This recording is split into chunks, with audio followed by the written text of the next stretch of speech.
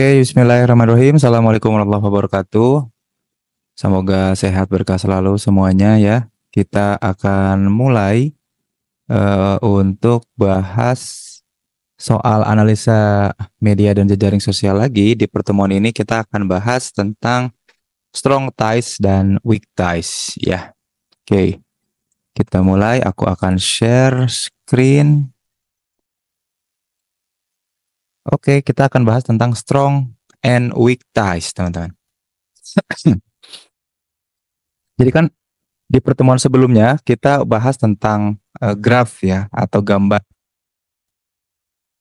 Kali ini kita akan bahas yang dimaksud dengan strong and weak ties. Jadi ikatan di dalam gambar jejaring itu ada yang strong sama ada yang weak ya ikatannya. Nah, semua berawal dari ada tokoh namanya ini nih, Mark Granovetter ya. Mark Granovetter tuh dulu penelitiannya menarik banget. Dia nge-interview orang yang baru aja dapat atau berubah pekerjaan ya, dan belajar bagaimana sih cara orang-orang ini dapat kerja ya di tahun 60-an ya, di tahun yang sama dengan Milgram dan lain-lain melakukan banyak penelitian. Nah, Granovetter tuh menemukan bahwa ternyata kalau kita mau dapetin pekerjaan itu ternyata nggak bisa dari jejaring yang ikatannya langsung, tapi didapat dari weak ties. Nah, disitulah kemudian ketemu konsep strong dan juga konsep weak ties, teman-teman semua ya.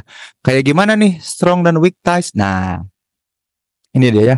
Kalau ngelihat gambar ini, teman-temannya ada gambar A dan gambar B ya. Kita fokus di gambar yang A aja dulu ya, yang ini nih. Nah, B dengan A itu kan kenal langsung ya. B dengan A kenal langsung, sedangkan B dengan C itu nggak kenal langsung. Nah, maka B dengan A itu ikatan yang disebut sebagai strong ties ya, atau ikatan yang kuat. Ini nodes, ini edge ya garisnya, B dengan A disambungkan oleh garis, A dengan C juga dihubungkan dengan garis, artinya mereka kenal langsung atau yang disebut dengan strong ties ya. Karena kemudian kenal langsung disebut strong ties. Tapi ada hubungan antara B dengan C. Dia belum tentu kenal kan gitu ya. B hanya kenal A, belum tentu kenal C.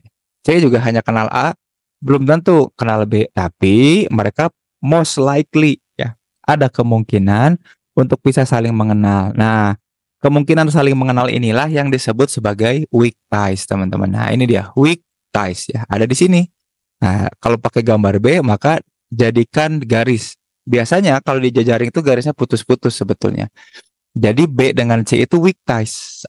B kenal A, A kenal C, tapi B belum tentu kenal C. Nah, dari gambar ini ada beberapa weak ties ternyata teman-teman. Ya, kalau kita kemudian jeli gambar jejaring di gambar 3.1 ini ada beberapa weak ties. Yang pertama antara B dengan C, yang bisa kemungkinan dihubungkan sama A itu ya, antara G dengan F, yang kemudian bisa dihubungkan sama B, antara E dengan D, yang juga bisa dihubungkan oleh A dengan siapa?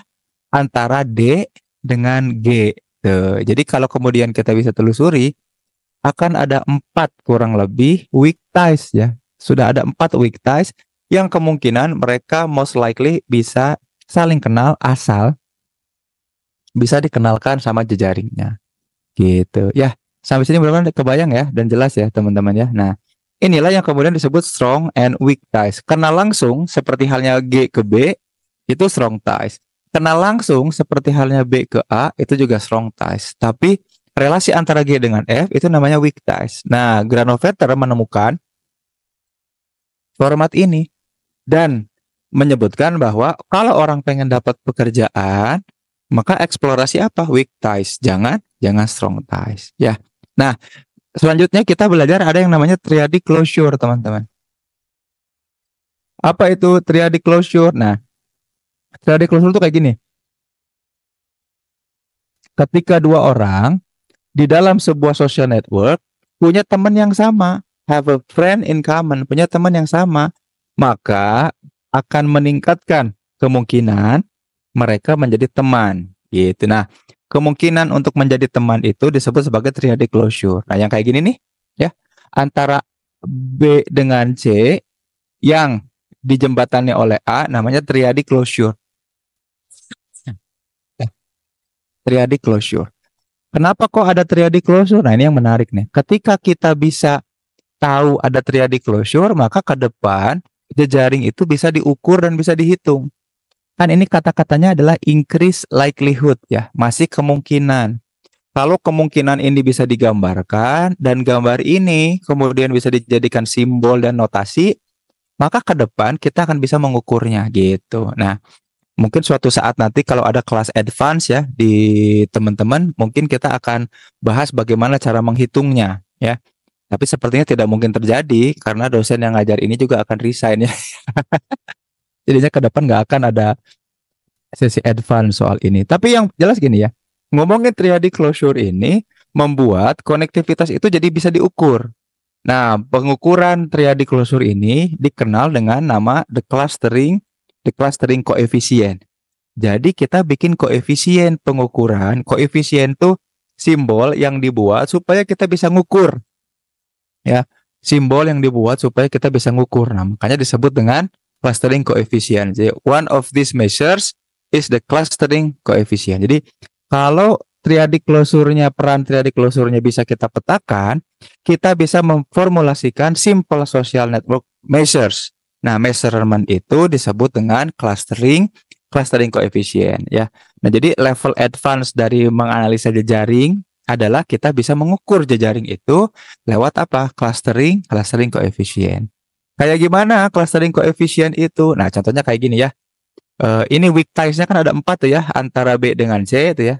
Antara B dengan C, G dengan D itu kan walaupun jauh ya. Tapi dia kan weak ties. Juga kalau G dengan D itu weak ties-nya lewat 2 jalur. Atau lewat 2 atau 3 langkah ya. 2 or 3 degrees. Kalau B ke C kan langsung ya. 1 langkah aja. G ke F juga 1 langkah aja lewat B. Tapi G ke D itu lewat beberapa langkah ya, lewat beberapa degrees of separation. Nah, dari gambar ini teman-teman, kalau pakai koefisien clustering, cara ngitungnya kayak gini. Jika node A itu yang ini ya, didefinisikan sebagai peluang akan 2 random selected friend dari A dan yang lain itu bisa berteman satu sama lain. Jadi artinya pasangan dari A saling terkoneksi. Kalau terkoneksi, maka kita bisa ukur melalui besaran pecahan. Jadi karena probabilitas itu kan kemudian jadi sifatnya biasanya jadi pecahan ya. Contohnya gini. Kita punya 4 orang teman. Kita mau ngajak jalan-jalan tapi hanya punya 1 kursi lagi. Peluang keempat teman kita untuk bisa jadi teman, untuk diajak sama kita adalah 1/4 kan gitu ya. Nah, termasuk ini juga. Peluang masing-masing weak ties untuk kemudian jadi teman yang jadi strong ties itu berapa? Nah, bisa dihitung tuh, bisa 1/6, bisa 1/2. Nah, tergantung nanti pembaginya apa dan siapa. Itulah yang disebut dengan koefisien clustering ya. Dan koefisien clustering itu hadir datang dari mana? Dari tadi, dari prinsip yang disebut dengan triadic closure ya, teman-teman. Nah, nanti kapan-kapan lah lebih detail lagi. Tapi sekarang kita bahas soal ini nih, soal bridge ya. Maka di dalam strong dan weak ties, kajian soal strong dan weak ties ada yang disebut dengan jembatan atau bridge. Apa itu bridge? Bridge itu jembatan yang menyatukan 2 jejaring sosial. Nah, ini kayak gini contohnya. A dengan B, gara-gara A dengan B berelasi, maka dia bisa menjembatani 2 sistem jejaring, 2 jejaring yang lebih besar satu sama lain. Nah, makanya inilah yang kemudian menyebabkan kenapa menikah itu bukan selebrasi cinta antara 2 orang, teman-teman. Tapi menikah itu adalah penyatuan antara 2 keluarga besar. Karena ini nih, menikahnya seseorang dengan orang lain itu bisa jadi jembatan bersatunya satu keluarga besar. Nah, kebersatuan ini nih, gambar yang macam ini seperti ini disebut dengan bridge gitu ya, teman-teman. Nah, maka the strength of weak ties itu juga bergantung apakah bridges-nya itu local bridges atau bridges biasa, ya jembatan biasa atau ada jembatan lokal. Nah, contohnya kayak gini nih, kalau jembatan lokal nih ya, kita bisa lihat nih ya tuh. Ada dua kelompok, kemudian nanti ada beberapa jembatan kan, A dengan B ya, antara J, G, K, H, G, HGF itu kan jembatan. Nah, ada jembatan biasa, ini namanya bridge ya. Masing-masing AB itu bridge. Terus F ke G bridge, F ke J juga bridge, J ke G bridge ya jembatan. Tapi kita perlu menentukan ada yang disebut dengan yang namanya local bridge. Local bridge itu apa? Local bridge itu jembatan yang paling vital.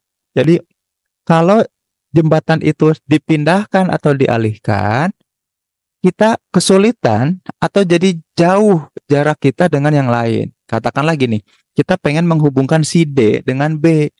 Kalau relasi A dan B-nya putus, maka jembatan antara D menuju B itu jauh. Harus ke C, ke F, ke G dulu, ke H, baru ke B. Ya, jadi berapa langkah tuh? 1, 2, 3, 4, mesti 5 langkah, mesti 5 degrees. Padahal kalau lewat A, dia cukup 1, 2 langkah aja. Nah, ada nih garis-garis yang macam ini, atau garis jejaring yang macam ini dalam sebuah graf, itu kemudian disebut sebagai local local bridge, teman-teman ya. Nah, local bridge itu kemudian penting banget untuk kita ketahui ketika kita kemudian belajar social network begitu ya. Itu kira-kira yang bisa disampaikan pada pertemuan ini ya, teman-teman. Selanjutnya aku mau bahas soal praktikum. Jadi pertemuan pertama praktikum itu simple. Tugas teman-teman itu hanya mendownload dan install Gevi ya. Jadi praktikum pertama adalah teman-teman segera download dan install Gevi ya. Seperti apa Gevi itu tampilannya? Nah, ini yang mau aku share nih teman-teman ya. Nanti inilah yang kemudian teman-teman harus punya ya. Gevi itu kurang lebih gambarnya seperti ini. Nah, tampilannya seperti ini Gevi itu ya. Nah, ketika masuk ke Gevi nanti akan ada tampilan. Tugas teman-teman nanti jangan new project ya, tapi buka yang bagian ini nih, samples, ada Les Miserables. Les Miserables itu dari novel karya Shakespeare ya, kalau nggak salah dia juga ada filmnya. Nah, tugas kita kemudian nanti berkaitan sama itu ya, tinggal kita okehin. Nah, nanti kita akan nemu jejaring ini nih. Nanti tugas kita kemudian adalah ini nih, membaca peta jejaring ini. Ini kan nggak ada namanya ya, karena kita belum klik ininya nih. Nah, ini udah ada namanya, kita kecilin dulu dikit. Oke. Nah, nanti ini ada tokoh-tokoh ya, ada Marius ya, ada Valjean, ada Javert, ada Fantin. Nah, nanti di pertemuan 2 sampai 5 praktikum, teman-teman akan aku kasih pertanyaan untuk menganalisa strong ties, weak ties, triadic closure dan lain-lain dari simulasi atau sampel gambar dari Les Miserables gitu. Itu aja pertemuan kita kali ini. Sampai jumpa di pertemuan mendatang insya Allah ya. Baik, terima kasih Bapak. Terima kasih Bapak. Oke, kalau gitu pamit.